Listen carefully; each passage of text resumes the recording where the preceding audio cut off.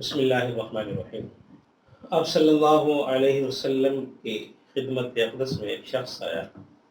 مسافر تھا۔ اس نے آ کے آپ صلی اللہ علیہ وسلم سے کھانے کا سوال کیا، اور صحابہ رضی اللہ تعالی عنہم اجمعین میں بھی یہ ایک عادت مبارکہ تھی، جو کوئی بھی کام ہوتا، جو کوئی بھی مسئلہ ہوتا، وہ سیدھے حضور نبی کریم صلی اللہ علیہ وسلم کی بارگاہ میں تشریف لاتے اور اپنا کام بیان کرتے، مسئلہ بیان کرتے، اور اس مسئلے کا حل پوچھ کے صحابہ رضی اللہ تعالیٰ اجمعین اس پہ پھر عمل کرتے۔ کوئی بھی صحابی ایسا نہیں تھا جس کو کوئی مسئلہ درپیش آیا ہو اور وہ حضور نبی کریم صلی اللہ علیہ وسلم کی خدمت میں حاضر نہ ہو، کوئی بھی ایسا نہیں۔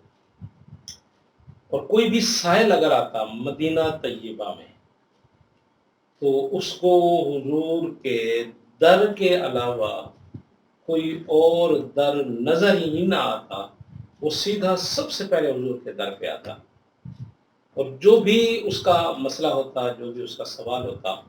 وہ حضور نبی کریم صلی اللہ علیہ وسلم سے آ کے اپنا سوال بیان کرتا، اور حضور نبی کریم صلی اللہ علیہ وسلم اس سائل کا سوال سن کے اس سائل کی جو بھی حاجت ہوتی اس کو ضرور پورا فرماتے، اور اس سائل کو بھر کے دیتے، اور اس کی ضرورت ختم ہو جاتی۔ ایسے ہی ایک سائل حضور نبی کریم صلی اللہ علیہ وسلم کی خدمت میں حاضر ہوا، دور کا مسافر تھا۔ آپ صلی اللہ علیہ وسلم سے ملنے کے بعد وہ آپ صلی اللہ علیہ وسلم کے سامنے بیٹھ گیا۔ تو حضور نبی کریم صلی اللہ علیہ وسلم کی عادت مبارکہ تھی، آنے والے سائل کوئی بھی جو بھی ہوتا سائل، آپ صلی اللہ علیہ وسلم اس سے کھانے کا پوچھتے، اس سے سواری کا پوچھتے، اس سے پانی کا پوچھتے۔ تو آپ حسب معمول آپ صلی اللہ علیہ وسلم نے اس سائل سے پوچھا، کبھی کھانا کھایا ہے آپ نے؟ تو اس نے آپ صلی اللہ علیہ وسلم کا سوال سن کے یہ جواب میں نے ارشاد میں کہا کہ یا رسول اللہ، میں تو بڑی دور سے آیا ہوں، کھانا تو میں کھاؤں گا ہی، لیکن میرے پاس سواری بھی نہیں ہے۔ میں سواری کا بھی طلبگار ہوں، مجھے سواری بھی چاہیے اور کھانا بھی چاہیے، اور اس کے ساتھ ساتھ یہ ہے کہ یا رسول اللہ میرے پاس کوئی زائد کپڑا بھی نہیں ہے کہ میں اس کپڑے کو اپنے ساتھ رکھوں، کوئی راستے میں 100 مسئلے مسائل کام آ سکتا ہے۔ تو ابھی یہ بات اس نے مکمل ہی کی تھی کہ ساتھ میں ایک صحابی رسول صلی اللہ علیہ وسلم سعد بن عبادہ رضی اللہ تعالیٰ عنہ بیٹھے ہوئے تھے۔ انہوں نے کہا یا رسول اللہ، سواری میرے ذمہ، جب یہ شخص یہاں سے جانے لگے گا سواری میں اس کو دے دوں گا، سواری میں اپنے ذمہ لیتا ہوں، سواری میں اس کو دوں گا، سواری کا انتظام ہوگا۔ ساتھ میں حضرت علی رضی اللہ تعالیٰ عنہ بھی بیٹھے ہوئے تھے۔ حضرت علی رضی اللہ تعالیٰ عنہ نے اپنا امامہ جو سر پہ باندھا ہوا تھا وہ اتار کے اس شخص کو دیا کہ یار یہ اپنی ضرورت اور حاجت اسے پوری کر لینا۔ اب اس شخص کے دو سوال پورے ہو گئے، ایک سواری والا اور ایک زائد کپڑے والا، دونوں پورے ہو گئے۔ اب نبی کریم صلی اللہ علیہ وسلم نے کھانے کے بندوبست کے لیے حضرت سلمان فارسی رضی اللہ تعالیٰ عنہ سے فرمایا کہ جاؤ سلمان، میرے گھروں سے، میرے حجروں سے پتہ کرتے جاؤ، جہاں بھی کوئی روٹی ہو، کوئی کھانا ہو، کوئی دودھ ہو، جو چیز بھی میسر ہو وہ لے آؤ۔ حضرت سلمان فارسی رضی اللہ تعالیٰ عنہ آپ صلی اللہ علیہ وسلم کے ازواج مطہرات کے جتنے بھی حجرے تھے ہر ایک پہ دستک دیتے، اندر سے یہی جواب آتا کہ گھر میں کچھ نہیں ہے، خالی ہے۔ ہر دروازے سے یہی آواز آتا۔ یہ دو جہاں کے سردار جناب محمد رسول اللہ صلی اللہ علیہ وسلم کے گھر تھے کہ جہاں جو کچھ بھی آتا سب کچھ موقع پہ تقسیم کر دیا جاتا، حتیٰ کہ اپنے لیے بھی بعض اوقات نہ بچتا، لیکن کوئی سائل خالی نہ جاتا۔ جتنے گھر تھے سب گھروں سے یہی آواز آئی، جو کچھ تھا دے دیا گیا، اب گھر میں کچھ نہیں ہے۔ حضرت سلمان فارسی رضی اللہ تعالیٰ عنہ جاتے جاتے حضرت علی المرتضیٰ رضی اللہ تعالیٰ عنہ کے گھر کے سامنے جا کے انہوں نے دروازے پہ دستک دی، اور گھر کے اندر خاتون جنت، جنتی عورتوں کی سردار اور نبی کریم صلی اللہ علیہ وسلم کے جگر کا ٹکڑا جناب بی بی فاطمہ الزہرا رضی اللہ تعالیٰ عنہ گھر میں موجود تھی۔ حضرت سلمان فارسی رضی اللہ تعالیٰ عنہ نے دروازے پہ دستک دی، پوچھا کون؟ فرمایا حضور کا غلام سلمان آیا ہوں۔ فرمایا کوئی حاجت، کوئی ضرورت؟ فرمایا ہاں ضرورت ہے، حضور نبی کریم صلی اللہ علیہ وسلم کی خدمت میں ایک مسافر آیا ہے، کھانے کا طلبگار ہے، اس نے کھانا نہیں کھایا، میں 7-8 گھر پوچھ کے آیا ہوں، کسی کے گھر کچھ نہیں ملا، اب آپ کے گھر میں آیا ہوں اور اس امید سے کہ اس گھر سے شاید میں کھا لینا جاؤں۔ یہ سخیوں کا گھر ہے، یہ حسین کے ابا کا گھر ہے، اور جنت کی عورتوں کی سردار بی بی فاطمہ الزہرا رضی اللہ تعالیٰ عنہ کا گھر ہے۔ بس حضرت بی بی فاطمہ الزہرا رضی اللہ تعالیٰ عنہ نے جب حضور کے غلام کا یہ فرمان سنا کہ مہمان ہے اور ابا جان نے بھیجا ہے، تو گھر ان کے بھی کچھ نہیں تھا۔ یہ نہیں کہ ان کے گھر میں بھی کچھ ان کے گھر میں بھی کچھ نہیں تھا تو وہ یوں بھی کہہ سکتے تھے کہ سلمان ہمارے پاس بھی کچھ نہیں ہے، ہم نے بھی تقسیم کر دیا، لیکن ایک محبت ہے، ایک دل لگی ہے، اور ایک ادا ہے اپنے اپنے پیار کی اور اس محبت کی، اور اس محبت کی خوشبو ہے۔ تو بی بی فاطمہ الزہرا رضی اللہ تعالیٰ عنہا نے فرمایا اچھا سلمان، میں کھانے کا بندوبست آپ کو کر کے دیتی ہوں، اور آپ وہ کھانا لے جائیے میرے بابا کے پاس، اور اس مسکین اور اس غریب اور اس سیل کو وہ کھانا دو جا۔ حضرت سلمان فارسی رضی اللہ تعالیٰ عنہ اس امید سے کہ کھانا بن کے آئے گا تو میں لے کے جاؤں گا، ٹھہر گیا بیٹھ۔ تھوڑی دیر میں بی بی فاطمہ الزہرا رضی اللہ تعالیٰ عنہا نے دروازے سے آواز دی کہ اے سلمان، میں یہ چادر اپنی بڑی چادر تھی جس کو وہ اوڑھتے تھے، یہ میں آپ کو باہر بھیج رہی ہوں،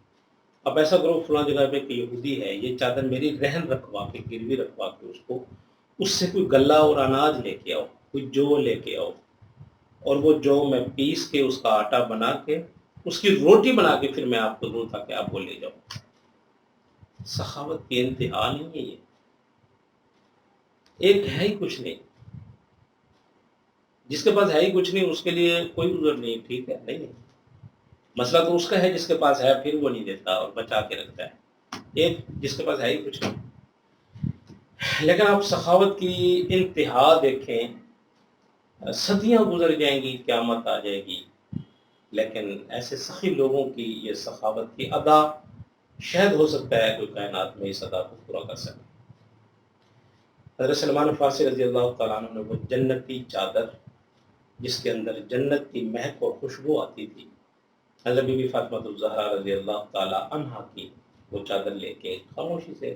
اس یہودی کے پاس چلے گئے۔ روایات میں آتا ہے جب وہ چادر یہودی کے پاس پہنچی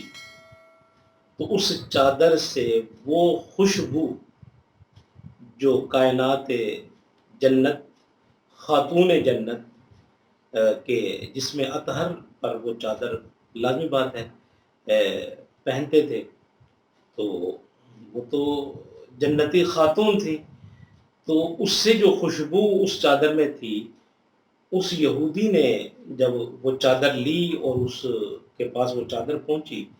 تو اس نے ایک عجیب سی خوشبو اس چادر سے محسوس کی۔ اس نے کہا سلمان یہ کس کی چادر ہے؟ حضرت سلمان فارسی رضی اللہ تعالیٰ نے فرمایا کہ یہ حضرت علی مرتضیٰ رضی اللہ تعالیٰ عنہ کے گھر سے آئی ہے، یہ ان کی چادر ہے۔ تو اس یہودی نے کہا کہ یار میں آج تک بڑے بڑے لوگ آتے ہیں میرے پاس، سامان گروی رکھاتے ہیں، تمہارے مسلمان بھی آتے ہیں، لیکن ایسی خوشبو اور ایسی مہک میں نے کسی کے کپڑے سے نہیں سونگھی اور نہ ہی مجھے یہ محسوس ہوئی ہے، لیکن اس چادر میں ایسا کیا ہے؟ تو آپ مسلمان ہیں، ہم مسلمان ہیں، ہم اس چیز کو سمجھتے ہیں کہ وہ لوگ، وہ ہستیاں،